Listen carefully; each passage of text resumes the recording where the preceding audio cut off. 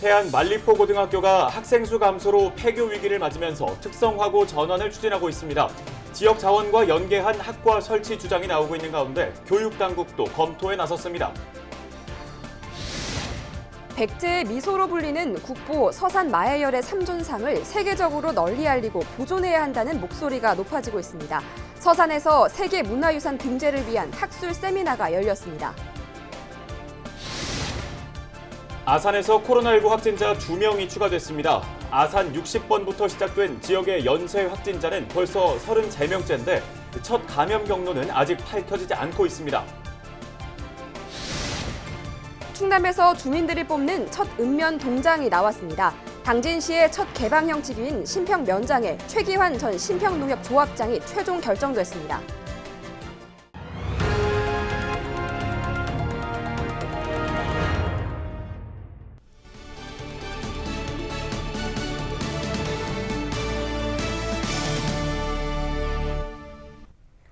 시청자 여러분 안녕하십니까? 헬로티비 뉴스 충남입니다. 농어촌 지역을 중심으로 문을 닫는 학교가 급속도로 늘어나고 있죠. 태안에서는 만리포 고등학교가 학생 수 감소로 폐교 위기를 맞고 있는데요. 특성화고로 전환해 학교를 살리자는 움직임이 본격화되고 있습니다. 한보모 기자의 보도입니다. 태안 만리포 고등학교 1학년 교실. 수업을 받는 학생이 10여 명에 불과합니다. 적정 규모의 3분의 1 수준입니다. 2000년대 초 600여 명에 달했던 학생 수는 올해 91명까지 줄었습니다. 신입생은 정원의 절반인 21명만 들어왔습니다. 내년에는 17명으로 더 줄어들 전망. 중학교 졸업 예정자 수를 감안하면 수년 안에 폐교를 고민해야 할 처지에 놓였습니다. 존폐기로에 선 학교는 생존을 위해 인문계 고등학교에서 특성화고로 전환을 추진하기로 했습니다. 성적도 살리고 우리 만리포고등학교도 살 수 있는 방법이 뭐냐? 그러면 특성화고등학교로 전환을 해보자. 선제적으로라도 대응을 해서 먼저 발빠르게 움직여서 그래도 살릴 수 있으면 살려보자라는 그런 취지로 지금 대응을 하고 있습니다. 지역 여론은 긍정적입니다. 학교 구성원과 주민, 지역 중학생 등 전체 944명을 대상으로 한 설문조사에서 83%가 찬성 의견을 냈습니다. 한 걸음 더 나아가 구체적인 학과 설치에 대한 논의도 이어지고 있습니다. 특히 지역 대학이나 산업체와 연계한 특색 있는 학과를 설치해 전국적으로 학생을 유치해야 한다는 목소리가 커지고 있습니다. 우리 지역과 맞는 것은 한서대 항공학과와 관련된 항공 관련 분야, 또 발전소와 관련된 발전 관련된 분야, 해양수산과 관련된 이런 분야, 그리고 이제 전체적인 시대적 상황의 변화에 따른 AI와 관련된 4차 산업혁명 시대에 준비하는 그런 학과를 신설해서 특성화할 필요성이 있다. 이것이 미래에 의한 준비다. 저는 이렇게 생각하는 것입니다. 교육당국은 막대한 예산이 들어가는 만큼 신중한 입장을 내비치면서도 본격적인 검토에 들어갔습니다. 충남도 교육청은 먼저 학생 수요와 신설 가능 학과 등을 면밀히 따져보기 위한 타당성 용역에 나설 계획입니다. 총 5천만 원을 투입해 내년 상반기 안에 실시할 예정입니다. 예산을 마련했고, 그러니까 용역비를 편성을 했고, 용역비가 확정이 되면은 만리포고 특성화고 전환에 대해서 적극적으로 검토를 하겠다. 현재 좁은 부지와 접근성이 떨어지는 점이 가장 큰 해결 과제로 주어진 상황. 폐교 위기의 학교를 살리려는 지역사회의 움직임이 어떤 반전을 이끌어낼지 주목됩니다. 헬로티비 뉴스 한보호입니다. 아산에서 코로나19 확진자 2명이 추가되는 등 지역에서 연쇄 감염이 계속되고 있습니다. 확진자는 50대 주민 2명으로 10일 확진 판정을 받았습니다. 이들은 아산 60번 확진자의 접촉자로 분류돼 자가격리 중이었는데요. 아산 60번부터 시작된 아산과 천안 지역 연쇄 확진자는 33명째입니다. 아산 60번의 감염 경로는 아직 밝혀지지 않았습니다. 태안군이 코로나19 긴급 생계지원금 신청 기간을 오는 20일까지로 연장합니다. 이번 지원은 코로나19로 소득이 감소한 저소득층 가구에 최대 100만 원을 지급하는 것으로 기존 복지제도나 지원 사업의 혜택을 받지 못하는 가구를 대상으로 실시됩니다. 지원 금액은 1인 가구 40만 원, 2인 가구 60만 원, 4인 가구 이상 100만 원입니다. 단 신청자가 많을 경우 소득 감소폭 등 우선순위를 적용해 지급할 예정입니다. 신청은 이달 20일까지 주소지 읍면사무소를 방문해 관련 서류를 제출하면 됩니다. 백제의 미소로 불리는 불교 예술의 걸작이죠. 서산 마해열의 삼존상의 가치를 알리고 보존해야 한다는 움직임이 일고 있습니다. 서산에서 마해 삼존불의 세계유산 등재를 위한 학술 세미나가 열렸는데요. 세계유산이 되기 위해서는 앞으로 풀어야 할 과제도 많습니다. 정선영 기자가 취재했습니다.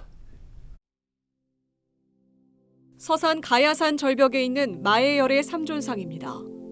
온화하고 넉넉한 미소의 새 불상이 마치 살아있는 사람을 보는 듯합니다.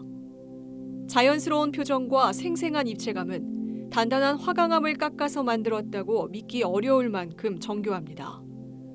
1959년 뒤늦게 발견돼 국보로 지정됐는데 백제의 미소로 불리며 불교 예술의 극치라는 찬사를 받고 있습니다. 이제 국내를 넘어 세계적으로 서산 마해 삼존불을 널리 알리고 보존해야 한다는 목소리가 높아지고 있는 가운데 서산시가 10일 관련 학술 세미나를 개최했습니다. 충남 역사문화연구원과 학계 전문가 등이 참석해 서산 마해 삼존불을 세계유산으로 등재하기 위한 전략을 논의했습니다. 서산시는 단독 유산으로 등재될 가능성이 낮다면 태안 동문리에 있는 마해 삼존불, 예산 화전리에 있는 삼연석불과 함께 연속 유산으로 추진하는 방안을 제안했습니다. 언젠가는 등재가 될 거로 기대를 하고 있습니다. 다만 서산 용현의 마해열의 삼존상 하나 가지고 세계유산으로 등재하기가 조금 어렵고 부담스럽다면 태안의 국보인 태안의 마해불, 예산의 사면석불 등과 함께 백제 시대를 대표하는 마해불상들을 묶어서 세계유산의 등재를 신청한다면 더 가능성은 커질 거라고 생각합니다. 세계유산이란 인류 전체를 위해 보호해야 할 탁월한 보편적 가치가 있다고 인정한 유산으로 국제연합 교육과학문화기구인 유네스코가 지정하고 있습니다. 전문가들은 세계유산 지정을 위해선 서산 마해 삼존불에 담긴 불교 예술의 보편적 가치를 제시하고 등재 대상과 범위를 명확하게 설정해야 한다고 조언했습니다. 특히 유적 주변에 살고 있는 주민들의 관심과 참여도 중요한 평가 요소라고 강조했습니다. 세계유산 등재는 추진은 너무도 어렵지만 등재 후의 보존 관리도 굉장히 어렵습니다. 이러한 등재하는 것과 보존 관리 이런 것들이 결코 행정부에서만 해야 되는 일은 아닙니다. 주민들도 이 일에 함께 참여를 하고 해야 되고 또 특히 세계유산센터에서는 주민 참여를 독려하고 있습니다. 우리나라의 세계유산은 모두 14건. 충남에선 유일하게 공주와 부여, 익산에 분포된 백제 역사 유적지구가 지난 2015년 등재됐습니다. 서산 마해 삼존불에 대한 논의도 활발해지고 있는 가운데 충남의 두 번째 세계유산으로 이름을 올릴 수 있을지 주목됩니다. 헬로티비 뉴스 정선영입니다.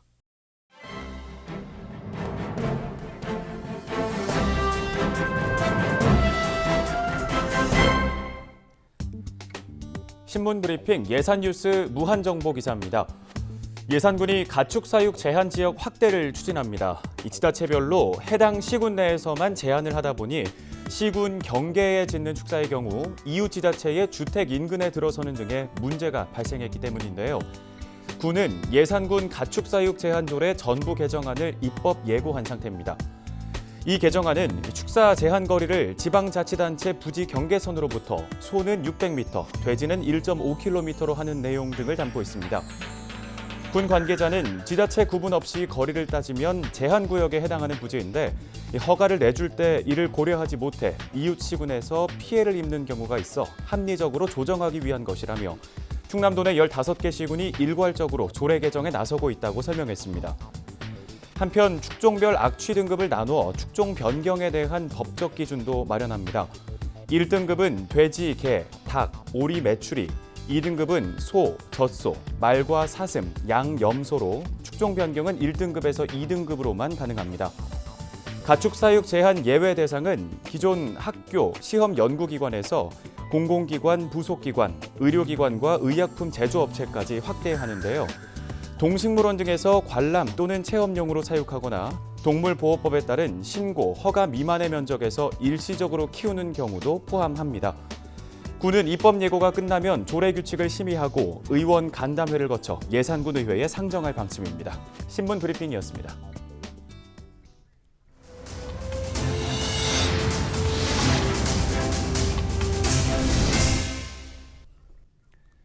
당진시 첫 개방형 제교인 신평면장에 최기환 전 신평농협조합장이 결정됐습니다. 이에 따라 최기환 씨는 임용 등록과 신원 조회 등을 거쳐 결격 사유가 없으면 1월 1일부터 신평면장으로 근무하게 되는데요. 앞서 지난 4일에는 주민 80여 명이 참석한 가운데 신평면장 후보 2명에 대한 주민 심사가 진행됐으며 당진시는 면접 심사와 주민 심사 점수를 합산해 최 씨를 최종 선정했습니다. 개방형 읍면동장제는 주민자치를 선도하고 주민들과의 능동적 소통을 위해 외부 인사를 읍면동장으로 선발하는 제도입니다. 임용 기간은 최소 2년이며 근무 실적에 따라 최대 5년까지 연장할 수 있습니다. 당진시 보건기관의 에너지 효율을 높이기 위한 사업이 본격적으로 추진됩니다. 당진시는 국토교통부 공공건축물 그린 리모델링 사업에 당진시 보건소 등 보건기관 4곳이 선정돼 국도비 23억 원을 확보했다고 밝혔습니다. 한국판 뉴딜 사업으로 추진된 이번 사업은 노후 공공건축물에 고성능 단열재와 환기 시스템, 에너지 관리 시스템 등을 설치해 에너지 효율을 높이기 위해 추진됩니다. 시는 내년 안에 공사를 마무리하면 에너지 성능이 20에서 30% 향상될 것으로 기대하고 있습니다. 당진 현대제철소의 대기오염물질 배출이 여전히 심각하다는 주장이 제기됐습니다. 홍기후 충남도 의원은 10일 충남도 기후환경국에 대한 행정사무감사에서 지난해 4월 현대제철의 대기오염 문제가 사회적으로 큰 파장을 일으켰지만 개선되지 않고 있다고 지적했습니다. 보수가 끝난 이후 쇳물을 생산하기 위해 고로의 뜨거운 바람을 불어넣는 재송풍 과정에서 검은 오염물질이 대기 중으로 배출되고 있다는 주장입니다. 홍 의원은 드론을 통해 정확한 배출량을 산정하고 주로 야간에 진행되는 재송풍 공정도 투명하게 조사해야 한다고 요구했습니다. 코로나19 사태가 장기화되면서 충남 지역 고용시장이 얼어붙고 있습니다. 한국은행 대전 충남본부가 발표한 실물경제 동향을 살펴보면 9월 15세 이상 충남의 취업자 수는 지난해 같은 달보다 3,900명 감소했습니다. 업종별로는 제조업이 같은 기간 25,600명 줄었고 이어서 관공업과 건설업 순으로 감소폭이 컸습니다. 8월 취업자 수가 지난해 같은 달보다 21,900명 늘었던 서비스업은 9월에는 4,800명만 늘어 증가세가 크게 둔화됐습니다. 반면 농림어업의 경우 같은 기간 17,400명 증가했습니다. 9월 충남 지역 고용률은 지난해 같은 달보다 0.3% 하락한 63.9%를 기록했으며 실업률은 3.1%로 비슷한 수준을 나타냈습니다. 충남도가 행정수도 완성에 대비해 상생발전 전략 밑그림을 그립니다. 충남도는 10일 도청에서 관계 공무원이 참석한 가운데 행정수도 이전과 완성을 전제로 국가균형발전 전략을 수립하기 위해 충남발전연구용역 착수보고회를 열었습니다. 연구용역 항목에는 행정수도 완성에 따른 이전 기관 분석과 행정수도 주변 도시 분석, 주변 도시 기능 분담과 상생발전 전략 등이 담겼습니다. 충남도는 연구 용역을 내년 7월까지 완료하기로 하고 자문위원 15명을 위촉했으며 실무추진단을 구성할 방침입니다. 지난 2018년 태안화력발전소에서 작업 중 숨진 고 김용균 노동자를 추모하는 조형물이 세워집니다. 김용균 재단과 한국서부발전은 내년 5월 태안화력발전소 정문에 추모 조형물을 건립하는 계획에 합의했다고 밝혔습니다. 고인의 삶과 죽음의 의미를 형상화한 조형물은 2m의 높이로 세워질 예정입니다. 고인의 어머니인 김미숙 김용균 재단 대표는 산재는 살인이고 안전은 생명이라며 노동자의 생명을 보호하는 것은 기업의 의무임을 사회가 인식하길 바란다고 전했습니다. 윤봉길 의사 기념관을 국립박물관으로 설립하는 사업이 속도를 낼 것으로 보입니다. 예산군은 국립박물관 확충 타당성 검토 결과 적정 사업으로 평가받았다고 밝혔습니다. 이에 따라 55억 원이 투입돼 기념관 재정비와 교육관 신축, 사무실 이전이 추진됩니다.